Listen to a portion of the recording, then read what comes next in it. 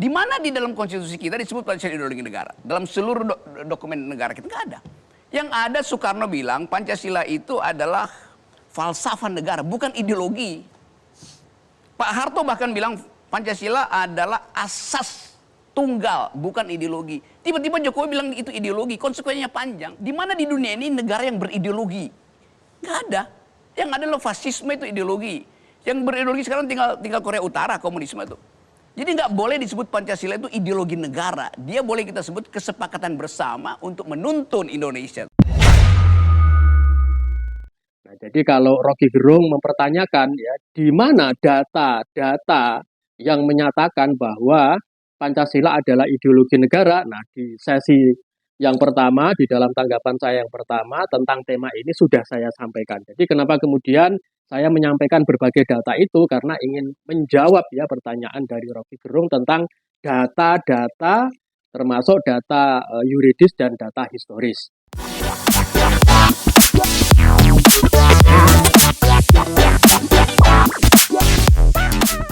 Sebelum lanjut tonton video ini, jangan lupa subscribe, like, dan komen channel Silapedia TV.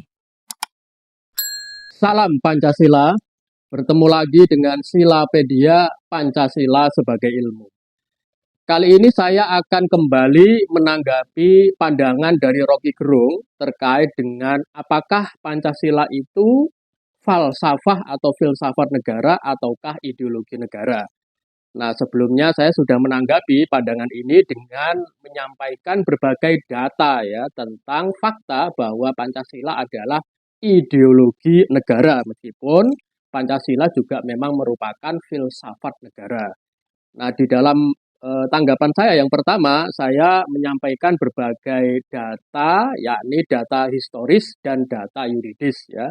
Pertama, data tentang pengakuan ya atau pemahaman dari para perumus Pancasila yang tergabung di dalam panitia 5 ya, yang terdiri dari Bung Hatta, A.A. Maramis, Ahmad Subarjo, lalu kemudian ada A.G. Pringgotikdo dan Profesor Sunaryo yang di tahun 1975 menulis buku yang berjudul Uraian Pancasila, dan di dalam buku itu para perumus Pancasila sendiri itu menyatakan bahwa Pancasila adalah ideologi negara yang sila-silanya itu saling kait-mengkait. Nah, ini adalah data historis ya. Kemudian yang kedua, data yuridis yang menegaskan bahwa Pancasila adalah ideologi negara ya, yang juga kemudian di dalam data itu juga disampaikan bahwa Pancasila juga adalah dasar negara dan dasar filsafat negara yang ada di dalam penjelasan pasal 2 Undang-Undang nomor 12 tahun 2011 ya tentang pembentukan peraturan perundang-undangan. Nah, jadi kalau Rocky Gerung mempertanyakan ya, di mana data-data yang menyatakan bahwa Pancasila adalah ideologi negara. Nah, di sesi yang pertama, di dalam tanggapan saya yang pertama tentang tema ini sudah saya sampaikan. Jadi kenapa kemudian saya menyampaikan berbagai data itu, karena ingin menjawab ya pertanyaan dari Rocky Gerung tentang data-data termasuk data yuridis dan data historis. Nah, di sesi ini juga misalnya saya akan menambahkan beberapa data historis ya. Jadi penegasan bahwa Pancasila adalah ideologi negara itu juga ditegaskan oleh siapa? Ketua BPUPK ya, Ketua Badan Penyelidik Usaha-Usaha Persiapan Kemerdekaan Indonesia, yakni Dr. Rajiman Widyodiningrat gitu ya. Yang beliau tulis di dalam kata pengantar di buku Lahirnya Pancasila ya, yang merupakan penerbitan dari pidato Soekarno tentang Pancasila pada tanggal 1 Juni ya. Buku itu diterbitkan pada tahun 1947 dan Dr. Rajiman menulis ya bahwa gagasan Pancasila yang diusulkan oleh Soekarno pada tanggal 1 Juni 1945 adalah suatu reh ideologi gitu loh. Jadi reh ideologi itu artinya ideologi negara. Jadi yang pertama kali menegaskan dan menyatakan bahwa Pancasila adalah ideologi negara itu Ketua BPUPK sendiri gitu ya. Dan itu ada di dalam buku Lahirnya Pancasila yang merupakan sumber utama ya dari Pancasila gitu ya. Lalu yang kedua juga data historis ada di dalam penegasan Bung Hatta ya di dalam buku beliau tentang pengertian Pancasila gitu ya. Jadi kan Bung Hatta ini selain menulis bareng-bareng dengan Panitia 5 di dalam buku Uraian Pancasila, beliau juga menulis buku berjudul Pengertian Pancasila ya, yang merupakan penerbitan dari pidatonya di peringatan Hari Lahir Pancasila pada tanggal 1 Juni 1977 gitu ya. Dan di dalam buku itu beliau berulang kali menyatakan bahwa Pancasila adalah ideologi negara gitu ya. Misalnya ketika beliau menjelaskan perkembangan konsep Pancasila dari usulan Pancasila Soekarno pada tanggal 1 Juni 1945 yang menempatkan kebangsaan sebagai sila kelima, sebagai sila pertama dan ketuhanan sebagai sila kelima, lalu mengalami perubahan sistematika di dalam sidang PPKI pada tanggal 18 Agustus 1945 gitu ya, di mana sila kebangsaan menjadi sila ketiga, lalu kemudian sila ketuhanan menjadi sila pertama gitu.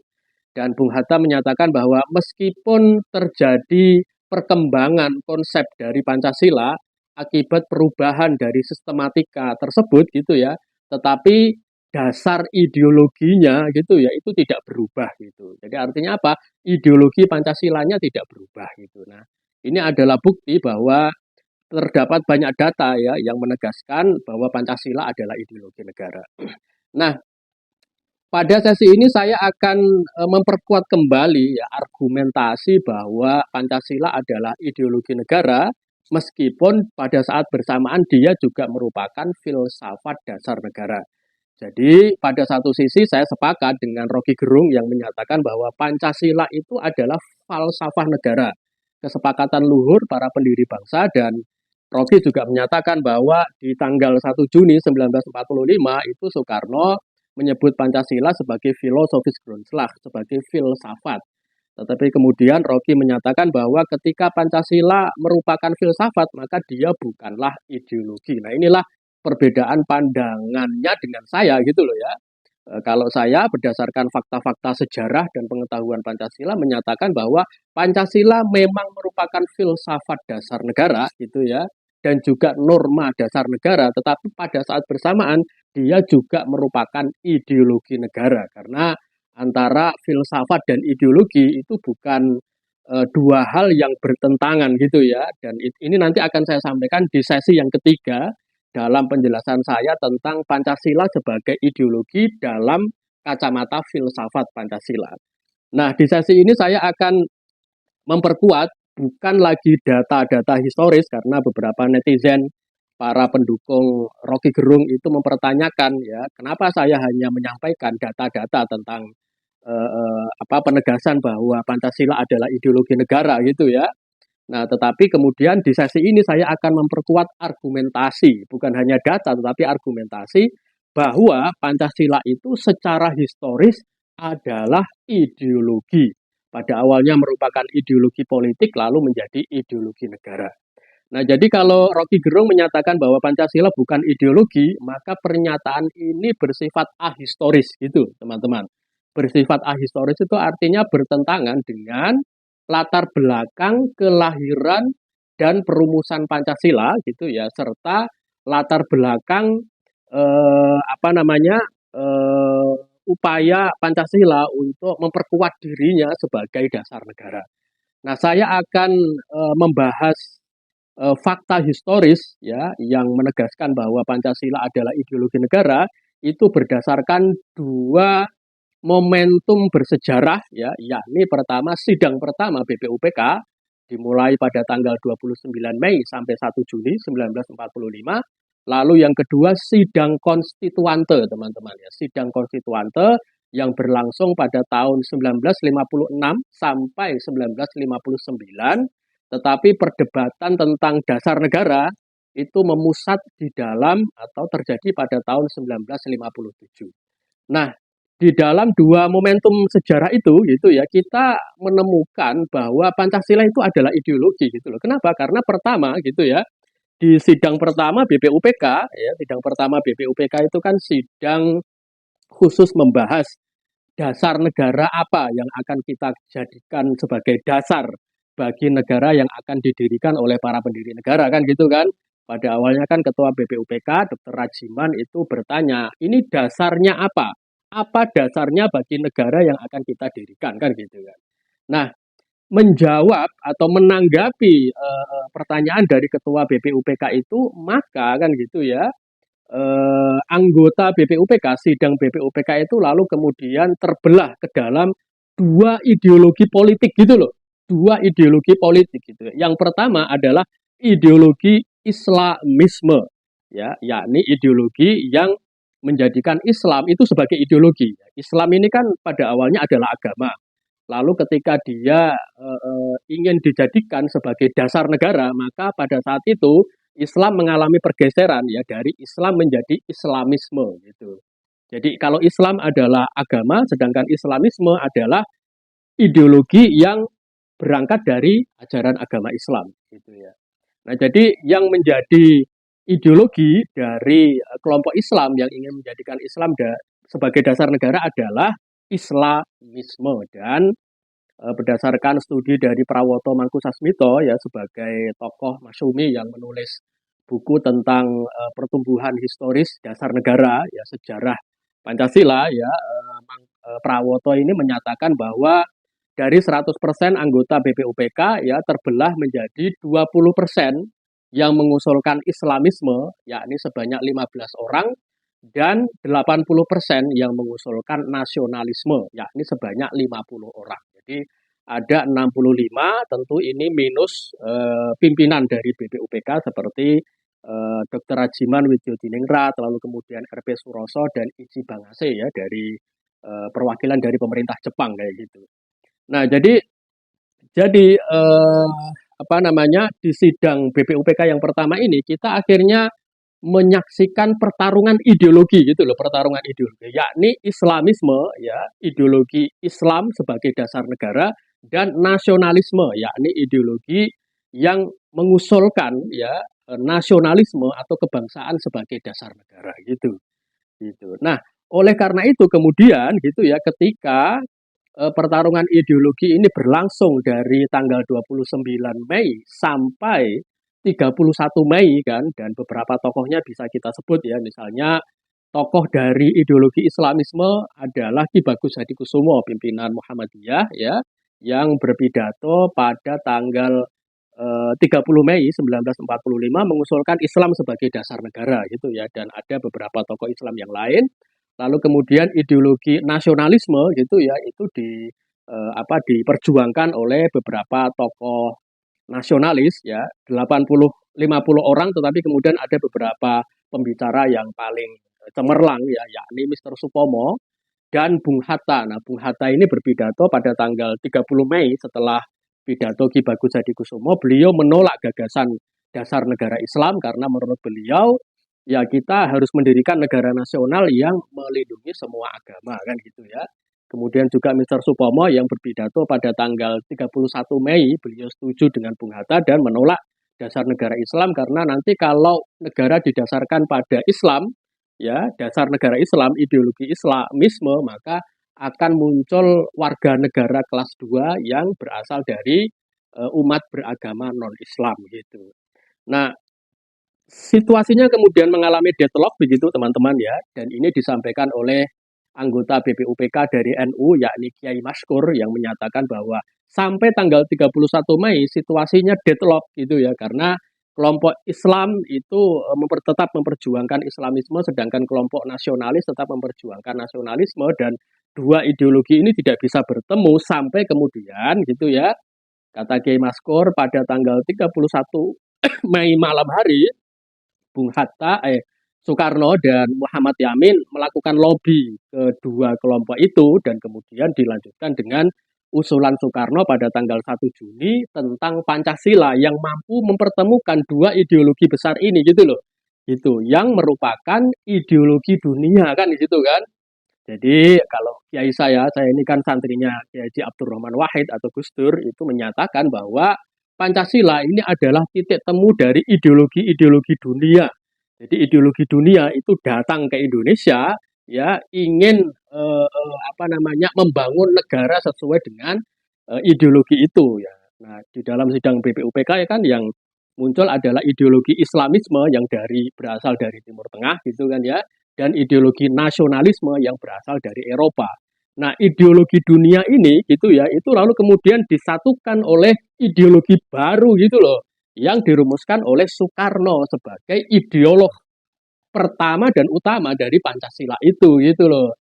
Gitu sehingga kemudian gitu ya usulan Pancasila ya yang memuat prinsip kebangsaan atau nasionalisme ya kan yang mewakili ideologi nasionalis gitu ya, nasionalisme, kemudian pri kemanusiaan ya, humanitarianisme, kemudian demokrasi dan kesejahteraan sosial atau keadilan sosial. Ini kan mewakili semuanya mewakili gagasan-gagasan katakanlah sekuler ya dari ideologi nasionalisme itu lalu kemudian ditambahkan oleh Soekarno dengan sila ketuhanan yang Maha Esa yang mewakili ideologi Islamisme gitu. Jadi dalam meramu ideologi Pancasila gitu ya, itu Soekarno mengambil berbagai nilai-nilai yang fundamental dari Islamisme dan nasionalisme dan meramunya lalu kemudian membentuk atau merumuskan ideologi baru bernama Pancasila.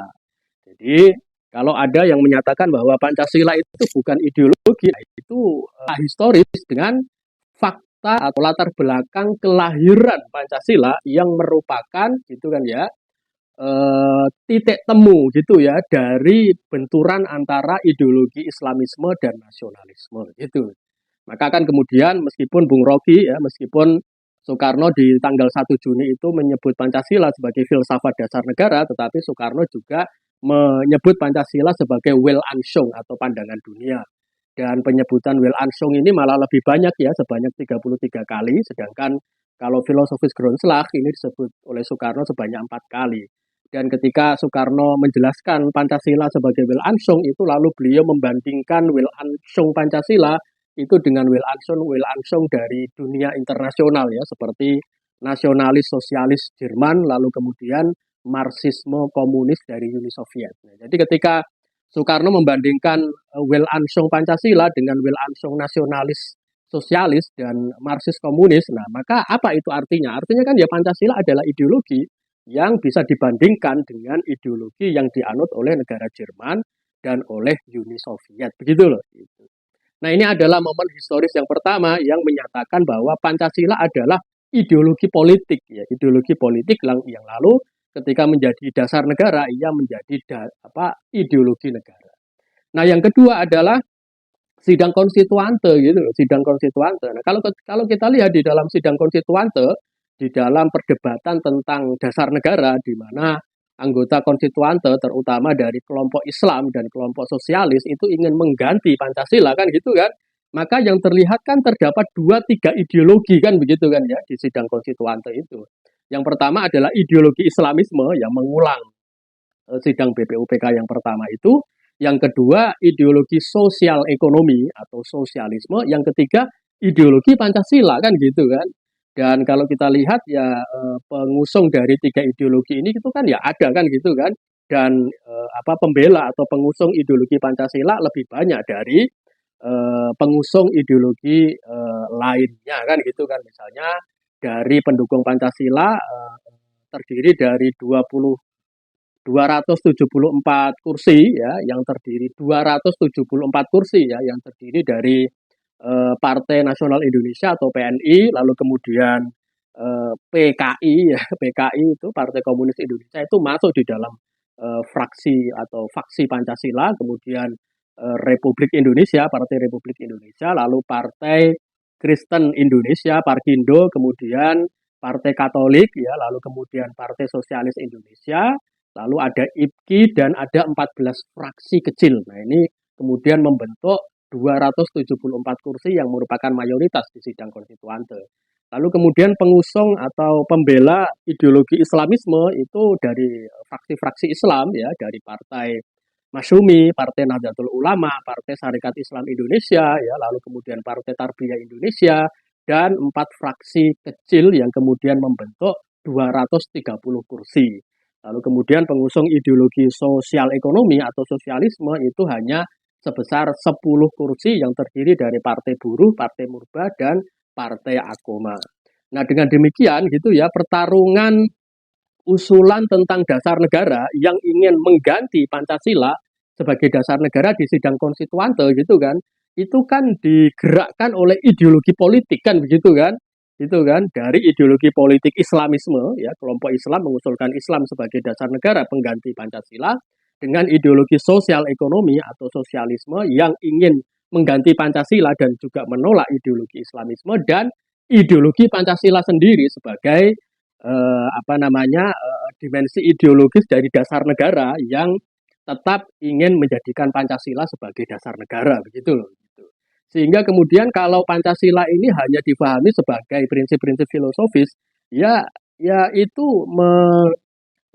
menciderai ya, melupakan gitu ya teman-teman ya salah satu dimensi Pancasila yang paling penting yakni dimensi ideologis karena itu tadi ya di sidang konstituante Pancasila menjadi bagian ya dari ideologi yang bertarung ya dengan ideologi Islamisme dan ideologi sosialisme gitu loh. Demikian juga di sidang BPUPKI ketika perumusan awal tentang dasar negara, maka Pancasila itu menjadi titik temu gitu ya dari pertarungan antar ideologi politik, Islamisme dan nasionalisme. Demikian, semoga bermanfaat. Untuk sesi selanjutnya saya akan menyampaikan argumentasi dalam konteks atau dalam perspektif filsafat Pancasila tentang Pancasila sebagai ideologi. Terima kasih. Salam Pancasila.